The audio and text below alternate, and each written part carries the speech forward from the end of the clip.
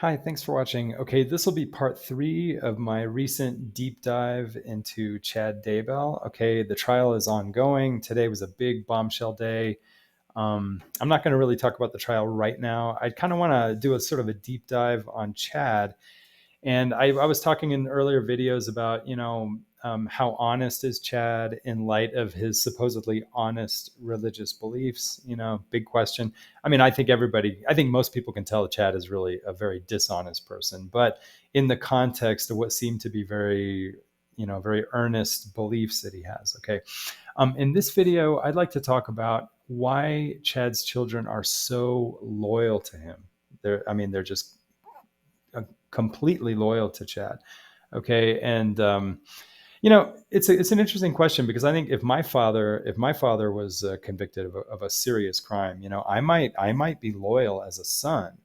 Okay, but that doesn't mean that I wouldn't consider that my father might actually be guilty of whatever he's charged with, right? So I think what we're dealing with Chad's children is not just loyalty. I mean, a loyal child will say, "Okay, even if my father did it, I still love him, and I'm still a dedicated, loyal child.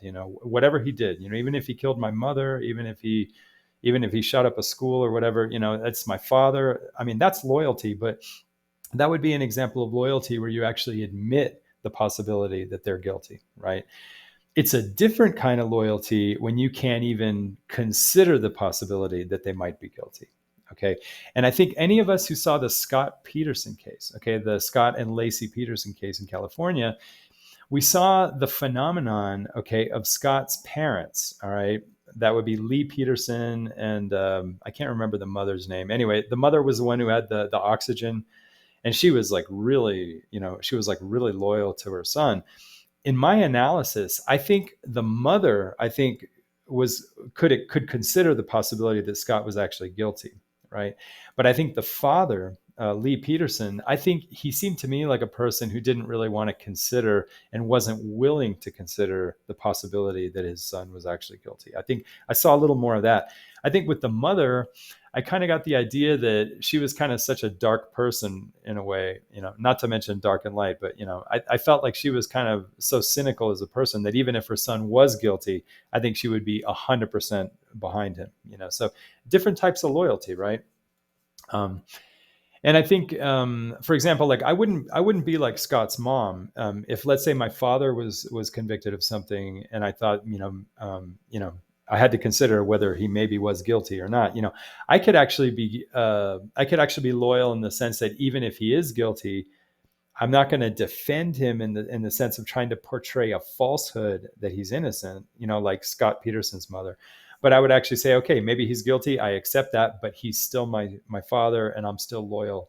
But I think Scott Peterson's mother, I think she could consider that he was guilty, but she was steadfastly defending him as though he were innocent. So all these different levels. Um, and so I kind of want to talk about, why, what does it mean when people are loyal or super loyal or loyal to the point of almost like a denial, like a type of denial. And I think, at least in my opinion, I think one of the best metaphors to explain this would be blood pressure. Okay, you can have blood pressure that's just right. You can have blood pressure that's a little too low, kind of almost get a little too low, it gets a little dangerous. And then blood pressure can get too high, where you can be like moderately high blood pressure or super high blood pressure, where it's like, blood pressure is a good thing to have, but when the blood pressure is too high, that becomes dangerous as well. And so, I guess using that analogy, I would look at, like, say, a normal loyal person would be like regular blood pressure. If you don't have enough loyalty, well, that's another problem. That's some other toxic problem in your family. So I'm just going to say, like, say if it was my parents in this situation, let's say if I was one of Chad's kids, or let's just use my own family, if it was my father, let's say on trial for killing my mother, okay, believe me, I would really not want to accept that my father actually killed my mother. I wouldn't want to accept it, but I think I'm capable of accepting it. I mean, it would hurt, but I think I could accept it. Okay. I think in the case of Chad's children, I don't think they're able to even consider the possibility. I think it's just such a delicate spot. It's somehow, I guess, in their reality, I guess their family is so enmeshed the possibility that the father would be such a monster, I think, is almost kind of unapproachable to the children. So in a way, I don't even think they're prepared to even properly consider the evidence. And in fact, I think the children probably don't want to know the evidence. I don't think they, for example, I read this text message last time where Chad was, sent this message to his wife, explaining why all these tree limbs were being burnt, and why there was some digging in the pet cemetery right around the time when Tyler went missing. I don't know if the children are aware of that text message, or if, let's say, in preparation for trial, if the children have become aware of that text message, if they're able to say, oh yeah, it could have been a raccoon, and they actually believe that it really was a raccoon, even though they know that Tylee went missing right around the time of that supposed burning of tree limbs and the raccoon. And then knowing that Tylee was found excavated she was actually burned and chopped up. So,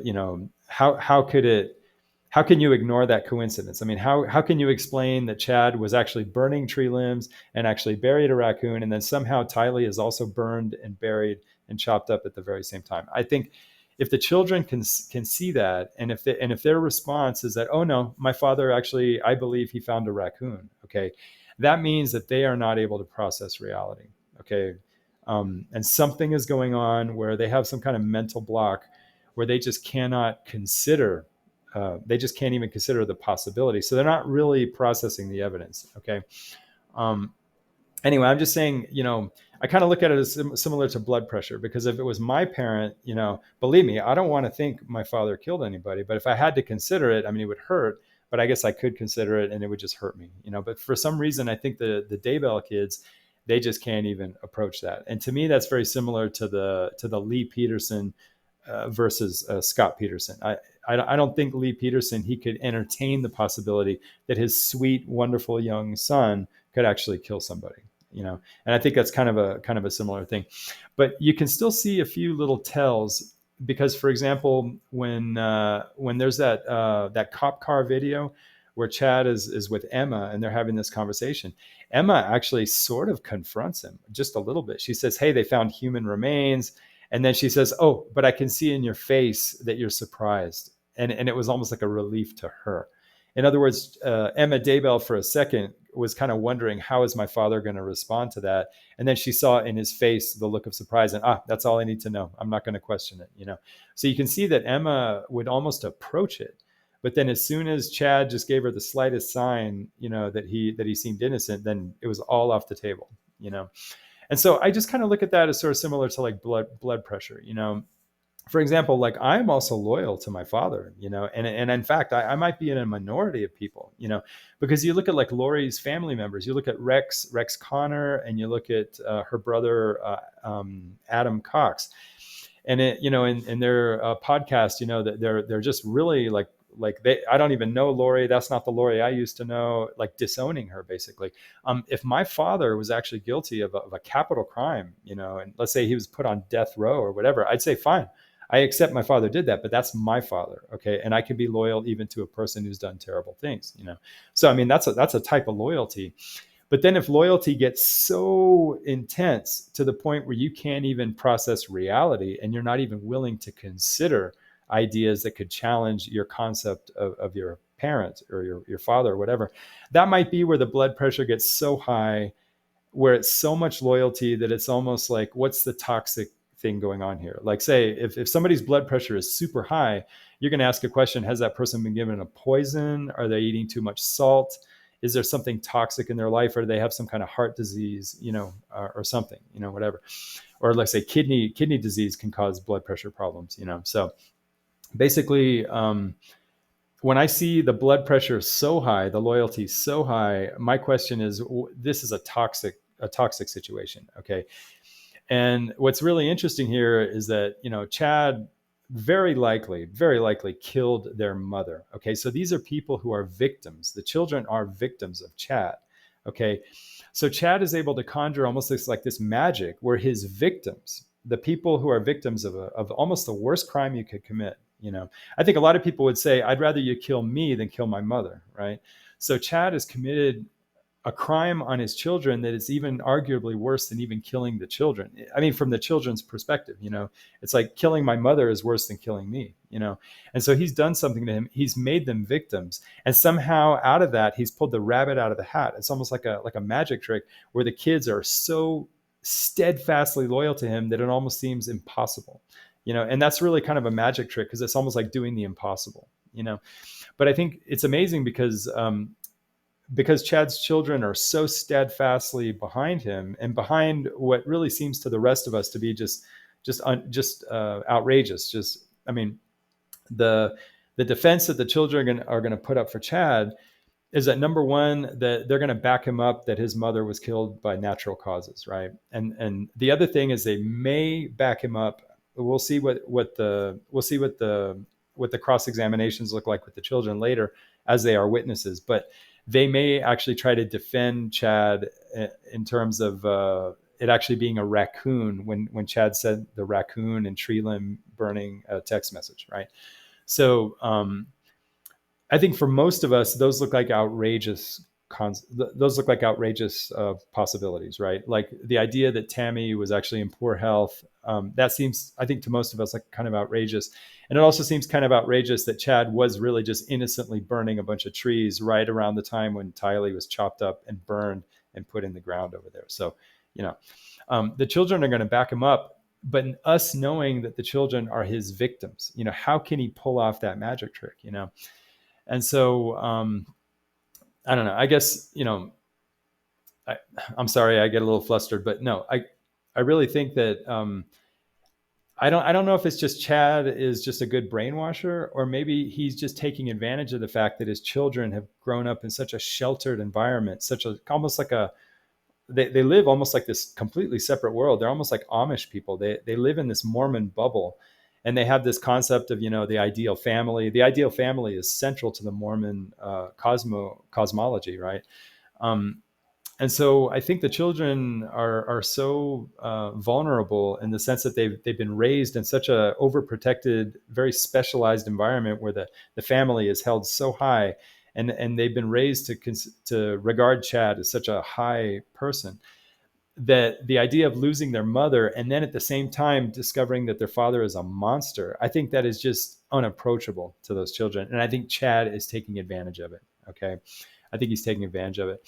And then the other thing I want to say is that Chad actually, I think he used his children. I think he used Garth especially. He actually used his child as a way of bolstering his argument that Tammy was killed by natural causes. Okay. So just imagine that, Chad is getting all this loyalty out of his children, like supreme loyalty. But on top of victimizing his children, on top of that, he actually, I think, manipulated Garth, his son, his most sensitive son that I understand. He manipulated Garth into being an unwitting sort of like a corroborator of Chad's actual, you might say his alibi, Chad's, claim for innocence. Okay. When in reality, what I think actually happened, and this is a part that I think is very unfortunate. I'm sorry, this video is not the best. I mean, try to be patient. And if you're not, maybe this is not the video for a lot of people, but here's the important thing. I think the fact that Tammy was that she had an autopsy. No, I'm sorry. This is the worst video. No, the fact that Tammy was embalmed, okay, and did not have an autopsy until 2 months later. Okay. I don't think the prosecutors can afford to let out of the bag how bad that was in terms of actually proving what Chad did. Okay. In other words, I am very convinced that Chad actually poisoned his wife. Okay. And I'll explain why I think that. Okay. I'll explain why I think that.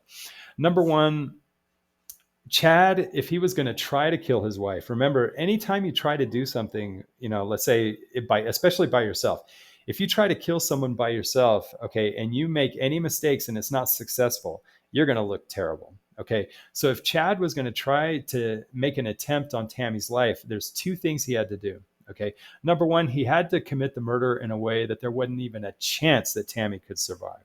Okay. That's number one. Okay. Number two, Chad had to do whatever violent part of the killing, he had to do it when Garth was not at home. Okay. So it had to be done at a very targeted time. Okay. And so it's just, to me, it's just very coincidental that Tammy had this massive coughing fit, and even if you look at her rigor mortis, okay, it wasn't just that she was already stiff at like say 5 or 6 in the morning. It was also that her stomach, her core, her abdomen was also cold to the touch.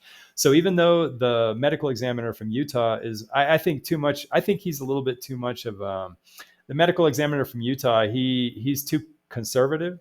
And I think also maybe he didn't want to rely on someone else's firsthand testimony, because it was the coroner who noticed the low temperature of the abdomen. And I think maybe the medical examiner from Utah, he doesn't want to use secondhand information, so he can't say that she was dead for 6 hours, right?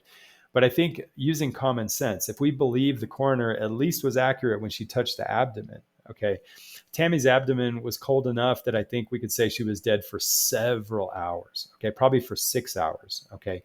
So if we do that, and we look at the fact that she was supposed to have had this violent coughing fit and all this vomiting. Okay, if Garth was home at the time, he would have noticed that, right? So all this had to be accomplished by pure coincidence when Garth was away, and then suddenly Garth was called, I think, at his work because it was a way of setting up the alibi. I think it was come home early because your mom's having some issues. It was just a way of sort of setting up Garth to be, like, say, a witness in favor of his father, right? But I think we have to look at it more strategically. In other words, if you're in Chad's position, if you're going to make an attempt on your wife, you have to do it when your kids are not around. Okay. And number two, you have to do it in a way where there's no chance you can fail. Okay. No chance you can fail. Okay. And I think also Chad, being an intelligent person, if there really was any coughing, okay, he probably has to say it out loud, okay, because maybe if there's any neighbors around the house, somebody might have actually heard coughing coming from the house. And so he wouldn't know. Like, if you're trying to commit this crime, you don't know what witnesses may accidentally be close to your house. And so if you're just going to repeat over and over again that there was coughing, it's probably because there was coughing. Okay.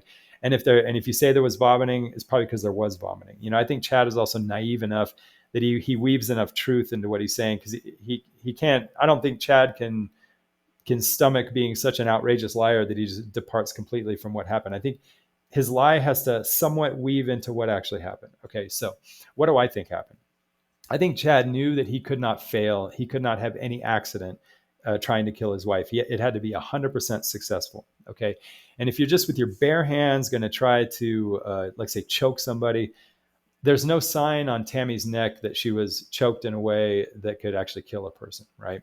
So what, they put a plastic bag over her head? I mean, that has risk. The bag can rip open. The person can struggle so hard they can actually beat you. Maybe Tammy could even kick Chad's ass if she gets desperate enough, right? So there had to be the manner of killing her had to be in such a way that they couldn't possibly fail. Okay, they couldn't possibly fail. All right, and so what I think happened, I think it's possible I think it's very possible that Alex came to assist, but I think to make sure there was no chance that Tammy could, let's say, beat them both up, or maybe escape, or maybe run out of the house or whatever, I think they had to have extra assurance that they would actually be 100% successful. Okay, so what I think, and in light of the fact that they got that naive coroner to not do an autopsy, and even if they had done an autopsy that day, I think a mild or a moderate dose of cyanide, even just cyanide, I think could produce exactly the symptoms that we saw, at least enough to disable Tammy. Okay, so that once she's disabled by the cyanide, probably in a low dose, they could probably hold her arms down and maybe put a plastic bag over her head, something like that. I don't think they actually choked her, because I don't think they wanted to leave signs. And I think Chad is very sophisticated around dead people. I think Chad understands, from his experience working as a sexton and also being interested in the death industry, I think he knew some of the realities of what it took to kill a person. And I think he probably had enough of a wicked, morbid imagination that he probably wondered to himself what would be a very effective way to kill somebody. And I think cyanide is actually a very effective way to poison people. Because why? Because here's how it all ties in. Okay, he chose a perfect moment when Garth was away. Okay, and I think Chad premeditated that he would hold on to Tammy's body until the early morning to create like the theater, to create like the appearance that, oh wow, he's surprised in the morning, and then Garth can come in and say, oh yeah, I was called home from work at around midnight, and that's when they said she was coughing. So it all makes sense to Garth. It was set up for Garth, okay, so that Garth could be the perfect witness of innocence. Okay, but here's the thing: if somebody dies of cyanide, especially like say a moderate dose of cyanide, like say around, let's say around 11 p.m. midnight, right? And let's say they end up dying, like say around 12:30. Let's say it took a while. Let's say Chad took advantage of the fact that she was like having this coughing fit and having all this distress, because it would look like she's sick, right? That's actually good for Chad. It bolsters his story and it makes him feel like he's telling the truth, right? And let's say at some point, she has all this coughing and she's kind of maybe even having like cardiac problems, trouble breathing. At some point when she's sufficiently overcome by the cyanide, and again, they don't want to give too much of a dose because then that could be detectable, right? Like a moderate dose of cyanide. Then eventually, let's say Alex would come in the house at an important time when she's really kind of really in the worst of it, right? And then they would hold her down by her arms and maybe hold her down, on the bed, and then maybe one of them would put like a plastic bag over her head. Okay, that to me sounds like a very realistic way, so as not to leave any bruising except as necessary in the arms, which probably they didn't even want to do. They probably, I might even say that maybe Chad and Alex were maybe surprised at how much Tammy fought back. Probably they thought a small dose of cyanide would actually overcome her and she wouldn't need that much handling. But maybe she gave the fight of her life, and maybe surprised them. But here's the reason why I think it was cyanide: because cyanide dissipates very quickly from the body. Okay, and I think that also explains why Chad wanted to hold her dead body there for about 6 hours, knowing that a moderate or mild dose of cyanide would dissipate very fast in 6 hours. Okay, after 6 hours, there's a lot less cyanide in the body. And also, even if you're giving that characteristic odor of the almonds, that the cyanide produces, that also dissipates pretty quickly over the hours. So I think, I think Chad probably gave her the cyanide probably around 11 p.m. or maybe 10 p.m. I think she probably started getting really sick. It was probably a not so heavy of a dose. I'm not sure what, I think Chad probably was smart enough to know if he gave her a really high dose, she would die right away. But also Chad also knew that a really high dose would probably be detectable. Okay, so he was trying to do something that would be undetectable. Okay, and so I think Chad understood that a mild or moderate dose of cyanide by the early morning, after like 6 hours had gone by with her being dead, that would already greatly reduce the amount of cyanide in her body. And I think Chad thought, if they do an autopsy, okay, he probably understood that with all the what do you call it, the bureaucracy of the autopsy and setting up the autopsy, like more hours would go by, right? So let's say if they had chosen to do an autopsy at like say 6 a.m. or 7 a.m., they probably wouldn't have actually autopsied her until either much later that day or the next day. Okay. And I think Chad would have been confident that would have been plenty of time for all the cyanide to really, really dissipate and be basically undetectable. Okay.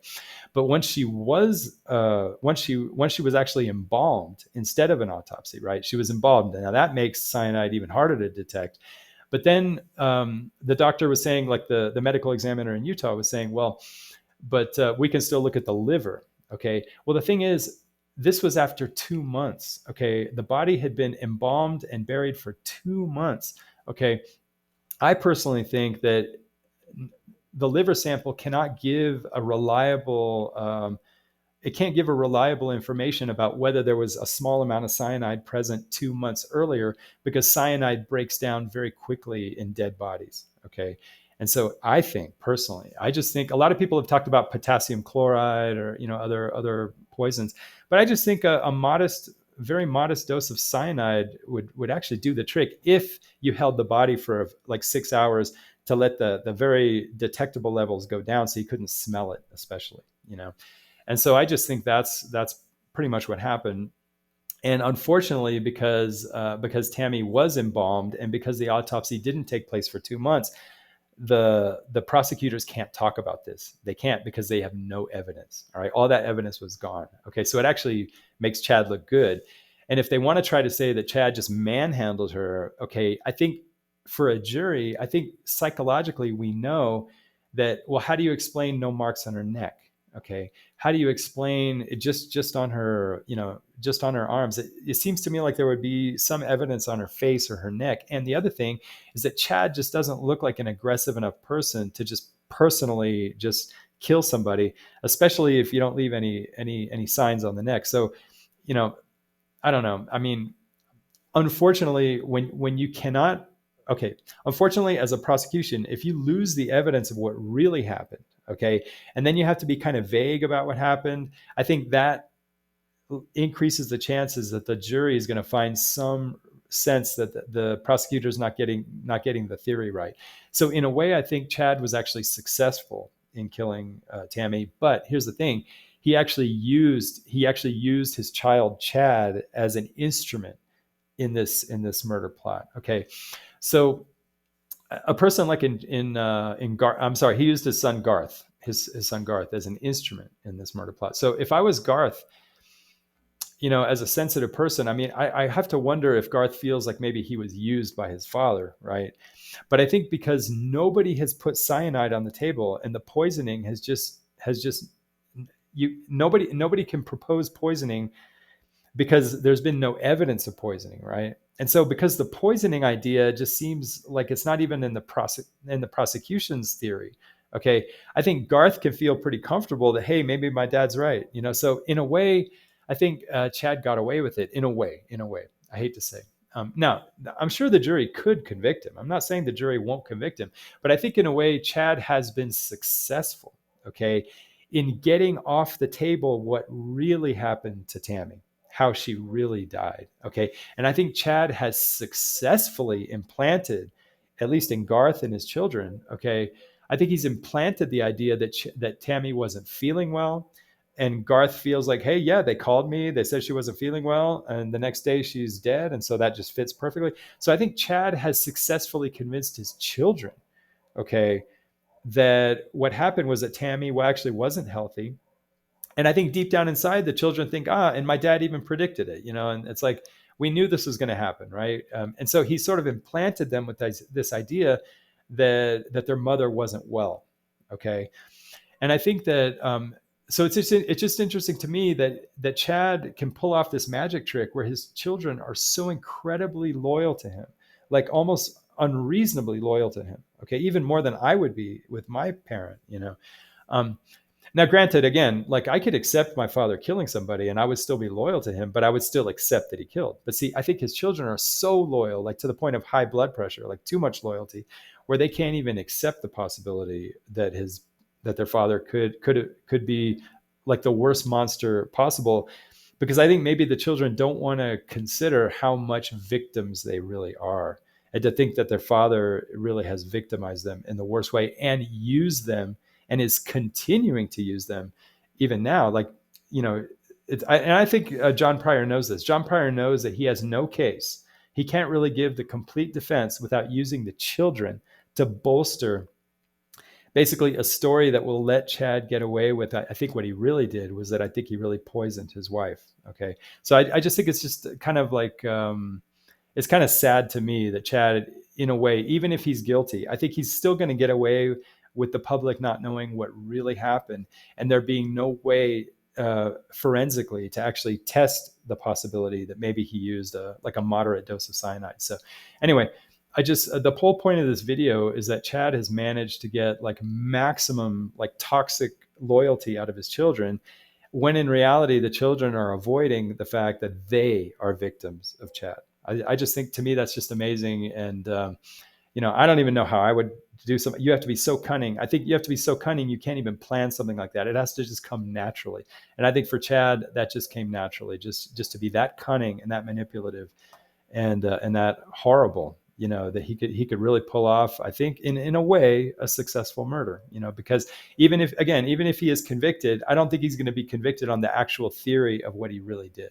So, and to think he's using his children for that. So it's just amazing. Anyway, this has not been my best video. I'm not that eloquent today, but I appreciate you guys watching, and thanks for watching.